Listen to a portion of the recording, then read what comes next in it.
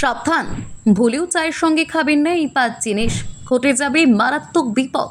Number 1, ব্রেকফাস্টে অনেকেই সিদ্ধ ডিমের সঙ্গে খেয়ে ফেলেন চা।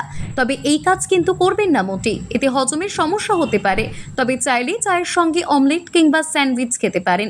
নাম্বার 2, চায়ের সঙ্গে গরম গরম পাকোড়া খেতে বেশ ভালো লাগে, তবে এটি সুস্বাদু হলেও হজম করা কিন্তু বেশ কঠিন। তেলে ভাজার সঙ্গে চা পান করলে পেটের সমস্যা দেখা দেবে।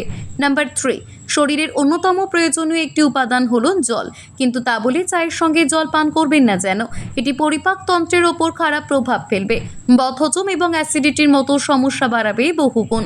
নাম্বার 4, চায়ের সঙ্গে ভুল করেও নোনতা জিনিস খাবেন না, এই কাজ করলে দুর্বল হবে হজম শক্তি। নাম্বার 5, লেবু, সামান্য নুন মিশিয়ে লাল চা খেতে কার না ভালো লাগে? তবে শুনলে অবাক হবেন, লেবুতে পাওয়া অ্যাসিডিক উপাদানগুলি চায়ের সঙ্গে শরীরে প্রবেশ করলে অ্যাসিডিটির মতো সমস্যা তৈরি হতে পারে, তাই লেবু চা না পান করাই ভালো।